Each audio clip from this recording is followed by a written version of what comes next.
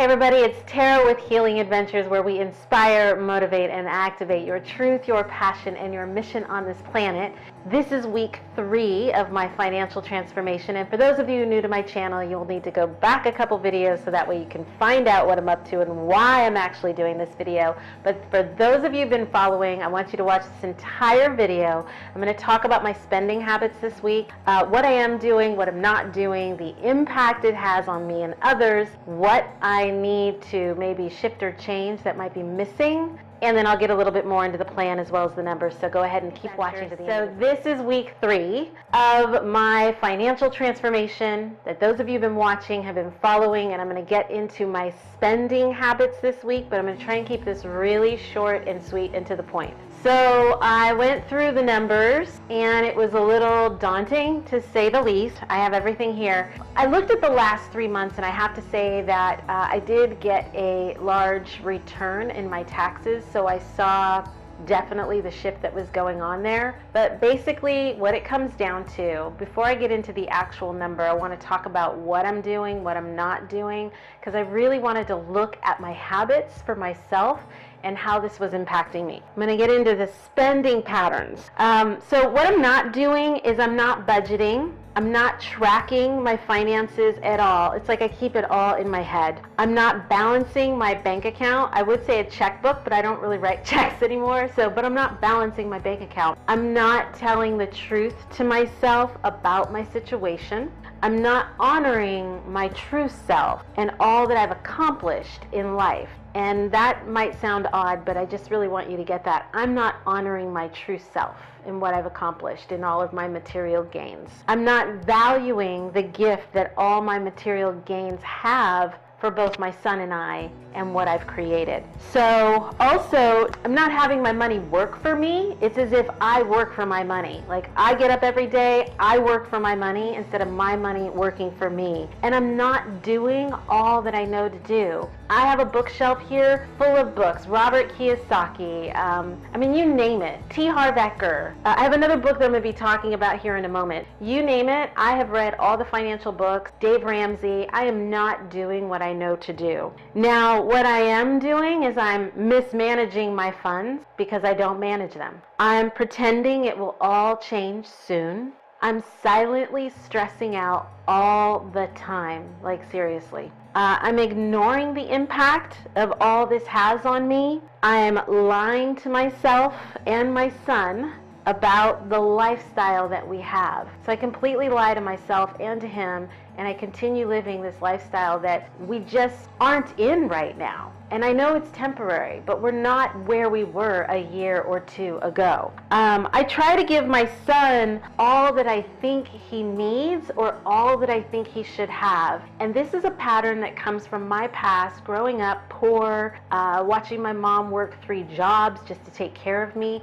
I have some pattern in my mind. I have to give my son everything that he wants or everything that I think he needs. And it's like I have to keep up with this story about the things that I think I'm supposed to give him so that he doesn't grow up poor. Like, that's crazy, but that's what I'm doing. Some other things that I'm doing. I'm pretending I have more than I have, and I'm pretending that I have it all under control. I'm spending way too much on eating out and going out, like fun money, play money, spend money. Like, I spend so much money on that, and I don't even budget for it. I just have this number in my head like, well, this weekend, let me look at my bank account. Okay, we can spend this much today. Like, what the hell is that? I don't even know really how much I can spend or not spend. Now, I'm also not paying my mortgage. Why I'm not paying my mortgage is back in the very beginning when I started going through this process with the bank, doing the whole loss mitigation, there came a point where they said, no matter if you pay your mortgage, we will send the money back to you because you're too far behind. Just wait until this process is over. So here we are about 8 months into the process now, okay? 9 months into the process. I have not paid my mortgage in almost a year. Actually, it's been a year. And basically because they told me not to. They would just send the check back to me. It wouldn't go sitting in a holding pattern because I asked, if I send the money, will you just put it on the side in this holding pattern? And they said, no, we will send it back. So I just stopped paying my mortgage until this whole process is complete. Now, the impact on me is that the impact of my habits and my patterns is that I may lose my home. I have a lot of shame. I have a lot of embarrassment. I feel foolish. I feel like a failure again. There's a lot of unworthiness that fills up my body when I really get to the bottom of thinking about all this. I feel like a fraud, a fake, and a phony. Like I live in this beautiful house. I have all these material gains, and I can't pay for them. So I feel like a fake, a phony, a failure, and a fraud. Now, I know that all sounds harsh, but when I get to the impact of the actual emotion, that's what's, churning in my body. The impact on others is there's this facade and illusion that I have it all together. I keep it all together. People are confused. They're confused about my situation, like, what's going on, Tara? And these are the people that are really close to me that really know what's happening. People worry about me. They feel sad for me. They can't contribute on various levels because I push it away and I pretend it's not going on. They also see everything that I think they don't see. Like they see it and I think they don't see it. So I'm over here living a fake facade in my own little illusion and world. So that's pretty much the impact. There's just a lot of sadness, a lot of stress, a lot of frustration, a lot of confusion, both for myself and others. And also with my son, like it doesn't feel good.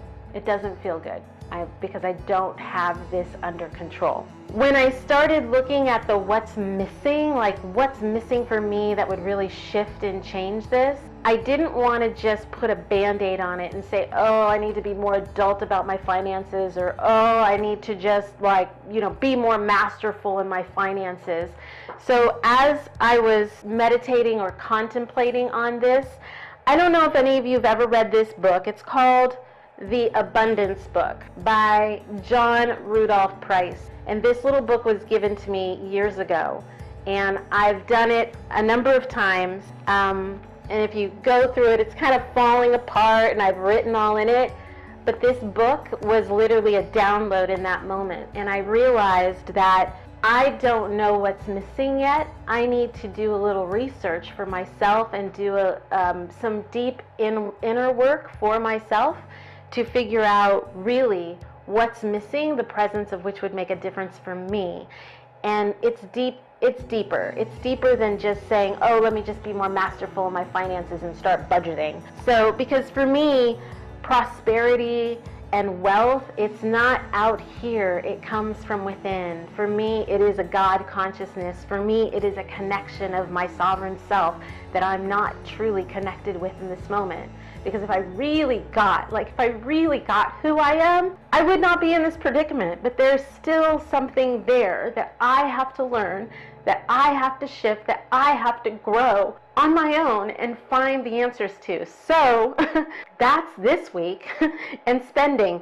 So in terms of the actual numbers and spending, I looked at the last 3 months. As I mentioned, in the month, I did March, April, and May. I didn't look at June yet, but I did March, April, and May. I think March was probably more true to a T. I spent about $900 in excess of money, mostly on going out, food, fun, getting my nails done, random thing that I didn't manage or budget. Had I been making the kind of money I used to make, that number would probably be higher, but I could actually budget that number in to where I could say, yes, every month $1,000 is set aside to do these things. But I haven't done that, okay? And right now, I don't have that extra $1,000 to just be blowing. And then when I look at April and May, that number increased because I got that refund. Now, luckily, I took a large portion of that refund and I invested it. But I still just blew money excessively.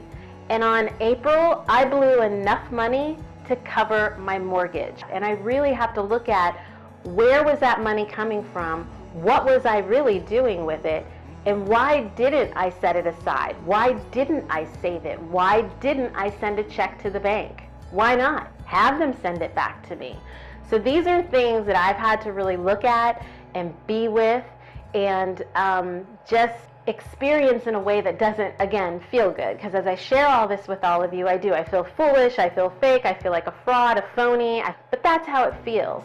And it may sound harsh, and I know not to beat myself up. It's simply a lesson that there is to learn, but this is my journey this week. So, what I'm committing to this week, I also committed to my financial advisor that I would set up a savings account this week, and I didn't do it. So there's that to do again. I've got to do that this week. I've got to commit to that and have it done by my next video. But this week, I'm diving back into this book to really get down to the source of what it is that's missing for me that has me not be who I would like to see myself be when it comes to the area of my finances. Like, what am I so afraid of? What am I running away from? What is it that stops me from truly mastering this? I'm 48 years old. I'm a single parent.